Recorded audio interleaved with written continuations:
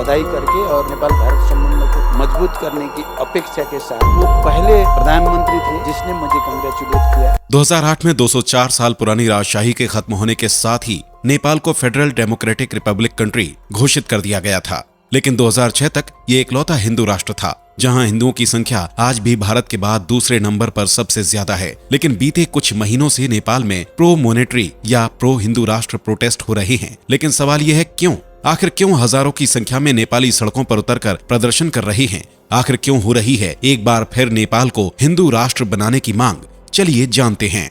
नारे लगाती जिस जोशीली भीड़ को आप देख रहे हैं, ये नेपाल की ही है, जहां इन दिनों राष्ट्र, राष्ट्रीयता, धर्म, संस्कृति और नागरिक बचाओ आंदोलन जोर पकड़ रहा है। आंदोलन में हजारों की संख्या में नेपाली सड़कों पर प्रदर्शन कर रहे हैं, जिनके साथ नेपाल के जाने माने बिजनेसमैन दुर्गा प्रसेन भी हैं। असल में इस प्रोटेस्ट के मास्टरमाइंड या हेड दुर्गा प्रसेन ही हैं, जिनकी मांग है कि 2015 में अडॉप्ट किए गए संविधान को रद्द कर देश में 1990 वाला यानी राजा बीरेंद्र वाला कॉन्स्टिट्यूशन वापस लागू किया जाए।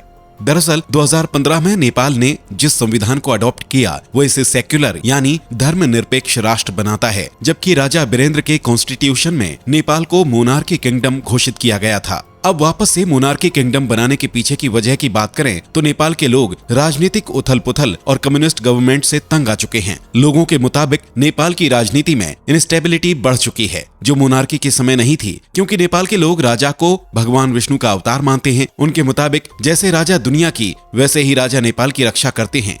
लेकिन 2008 में जब से राजा की गद्दी छिनी है, तब से देश का नाश होता चला आ रहा है। वहीं कुछ लोगों का डर धर्म परिवर्तन भी है, जो बड़े स्केल पर चल रहा है। 1951 में नेपाल में 0 क्रिश्चियंस थे, जो 1961 में 458, 2011 में 3,76,000, जबकि प्रेजेंट टाइम में 5,45,000 हो चुके हैं। यानी एक दशक में पूरे 68% का ग्रोथ। और ये सब हो रहा है मिशनरी ऑर्गेनाइजेशंस की वजह से, जो लोगों की मजबूरी, गरीबी और भोलेपन का फायदा उठा रही हैं, फिर चाहे वो ईसाई मिशनरीज हो या इस्लाम। 1951 तक जहां नेपाल में एक भी चर्च नहीं हुआ करता था, वहीं आज इस देश में 8,000 से भी ज्यादा चर्च मौजूद हैं।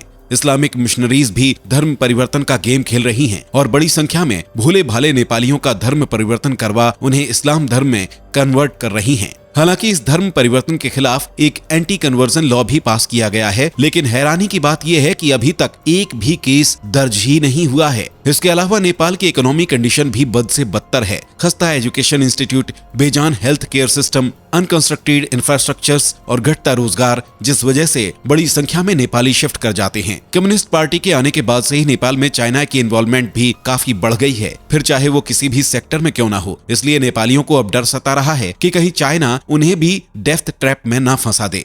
ठीक उसी तरह जैसे चाइना ने श्रीलंका, बांग्लादेश और पाकिस्तान को फंसा रखा है, यानी कर्ज के मायाजाल में, जिसमें से बाहर निकलना मुश्किल ही नहीं नामुमकिन है। क्योंकि अगर ऐसा हुआ तो नेपालियों का हाल और भी बुरा हो जाएगा। इसी वजह से लाखों करोड़ों नेपालियों के साथ देश के पूर्व राजा ज्ञानेंद्र शाह ने भी प्रोटेस्ट में खुलकर समर्थन दिया है। साथ ही राजा पृथ्वी नारायण शाह की प्रतिमा को इनॉग्रेट भी किया है। बता दें कि राजा पृथ्वी नारायण शाह को ही फादर ऑफ नेपाल माना जाता है। अब सवाल ये भी है कि क्या राजा ज्ञानेंद्र की तरह भारत भी नेपाल में चल रहे हिंदू राष्ट्र की मांग को सपोर्ट करेगा? तो ये जानने से पहले हमें ये समझ लेना चाहिए कि नेपाल हिंदू राष्ट्र से सेक्युलर राष्ट्र कैसे हुआ। दोस्तों, जैसे भारत का हिंदुत्व से नाता है, कुछ वैसे ही नेपाल का भी हिंदुत्व से गहरा नाता है, बिल्कुल महिला और मेकअप की तरह, जो कभी नहीं टूट सकता। लेकिन 2008 और 2015 के बाद ये पूरी तरह से टूट गया, पर शायद अब फिर से जुड़ सकता है। नेपाल के इतिहास की बात करें तो सतयुग से शुरू होता है, जब इसे तपोवन के नाम से जाना जाता था, यानी द लैंड ऑफ मेडिटेशन।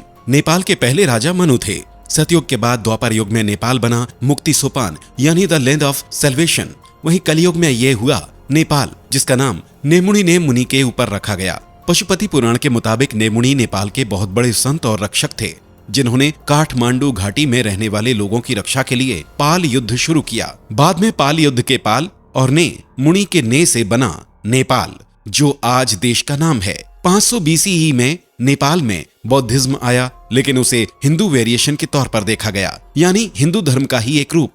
इसके बाद 19वीं शताब्दी में नेपाल में राणा राज्य का उदय हुआ, जो अंग्रेजों के समर्थक थे। एग्जाम्पल है 1857 का फर्स्ट वॉर ऑफ इंडिपेंडेंस, जिसमें राणा राज्य के सैनिक अंग्रेजों की तरफ से लड़े। इसके अलावा पहले और दूसरे विश्व युद्ध में भी इनका सपोर्ट अंग्रेजों को रहा। लेकिन राणाओं का अंग्रेजों को ये सपोर्ट ही इन्हें ले डूबा और 1950 में इन्हें सत्ता से दूर कर दिया गया। राणाओं को गद्दी से उतारने में सबसे ज्यादा मदद रही राजा त्रिभुवन की, जिन्होंने नेपाल में मोनार्की को स्थापित किया और मोनार्क राजा के रूप में देश की गद्दी संभाली। इसके बाद राजा महेंद्र यानी राजा त्रिभुवन के बेटे ने 1959 में नया संविधान लागू किया और पहले डेमोक्रेटिक इलेक्शंस देश में हुए, जहां जीत हुई नेपाल कांग्रेस पार्टी की, जिन्हें 38% वोट के साथ बीपी कोइराला को नेपाल का पहला डेमोक्रेटिक इलेक्टेड और 22वां प्रधानमंत्री बनाया। लेकिन 1960 तक राजा महेंद्र का मन बदल गया और उन्होंने पार्लियामेंट को हटवा दिया। आपको यकीन नहीं होगा, लेकिन 1961 के बाद राजा त्रिभुवन ने भारत के तत्कालीन प्रधानमंत्री जवाहरलाल नेहरू जी को भारत में नेपाल को मर्ज करने का ऑफर दिया था। लेकिन यूरोपियंस की नजर में बने रहने के लिए नेहरू ने ये प्रपोजल ठुकरा दिया। दरअसल नेहरू का मानना था कि हाल ही में पुर्तगालियों को भगाया है, जिस वजह से यूरोपियंस उन्हें टेढ़ी नजर से देख रहे हैं। तो अब उनको साथ बनाए रखने के लिए फिलहाल नेपाल को भारत का हिस्सा बनाना जरूरी नहीं है। अगर ये फैसला ना हुआ होता तो आज नेपाल भारत का हिस्सा रहता। खैर, ये ऑफर रिजेक्ट होने के बाद 1990 में राजा बीरेंद्र ने नेपाल में एक पॉलिटिकल सिस्टम या कॉन्स्टिट्यूशन बनाया, जिसमें एक इलेक्टेड गवर्नमेंट और प्राइम मिनिस्टर के साथ कुछ शक्तियां राजा के हाथ में भी रखी गईं। लेकिन 1996 में माओज ने नेपाल के राजा, प्राइम मिनिस्टर सहित सरकार के खिलाफ ही मोर्चा खोल दिया और नेपाल में हुआ पीपुल्स वॉर। कहा तो ये भी जाता है कि माओज को सपोर्ट कर रही थी भारत की कांग्रेस पार्टी। कहते तो यहाँ तक हैं कि नेपाल में मोनार्की को खत्म करने के पीछे भी सबसे बड़ा हाथ इंडियन कांग्रेस का है, जिसे अब बीजेपी समेट रही है। खैर, माओज के हमलों से भी ज्यादा दर्दनाक घटना रही 2001 की, जब नेपाल के क्राउन पिंगस दीपेंद्र ने अपने परिवार के 9 मेंबर्स का खून करके खुद सुसाइड कर ली। इस मैसिव और मर्डर स्ट्रेटेजी के बाद राजा बीरेंद्र के भाई ज्ञानेंद्र और उनका परिवार ही था, इसलिए ज्ञानेंद्र को राजा बना दिया गया। अब शुरू में तो राजा ज्ञानेंद्र ने भारत से ताल्लुकात बेहतर बनाने की कोशिश की, कुंभ मेले में भी आए और भारत से रिश्ते अच्छे बनाए रखे। लेकिन फिर उन्हें महसूस हुआ कि उन्हें अपनी पावर बढ़ाने की जरूरत है, इसलिए उन्होंने अपनी पावर को बढ़ाना शुरू किया। पर अफसोस कि कम्युनिस्ट पार्टी के जोर और दबाव के चलते उन्होंने 2006 में अपना पद ही छोड़ दिया। साथ ही कम्युनिस्ट पार्टीज के साथ कॉम्प्रिहेंसिव पीस एग्रीमेंट 2006 भी साइन किया, जिसके साथ 204 साल पुरानी मोनार्की हमेशा के लिए खत्म हो गई। इसके बाद 2008 में नेपाल में इलेक्शंस हुए और कम्युनिस्ट पार्टी के साथ नेपाल बन गया फेडरल डेमोक्रेटिक रिपब्लिक कंट्री। लेकिन लोगों को झटका लगा साल 2015 में, जब संविधान में हुए बदलाव के चलते नेपाल बन गया सेक्युलर कंट्री यानी धर्मनिरपेक्ष राष्ट्र, क्योंकि किसी भी पीस एग्रीमेंट में इस बारे में जिक्र नहीं था।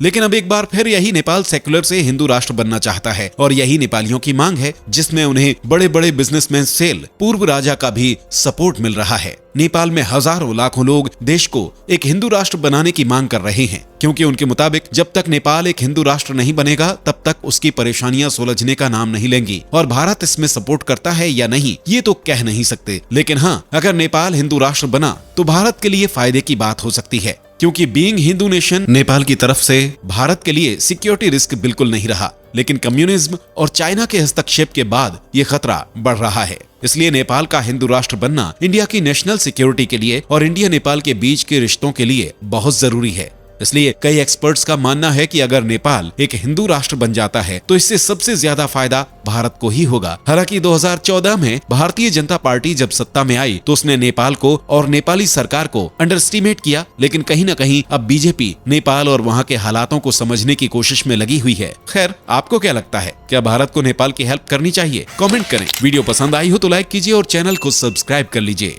दोस्तों, आपको स्क्रीन पर 2 और वीडियोस दिखाई दे रही हैं, जिसे देखने के लिए स्क्रीन पर क्लिक करें।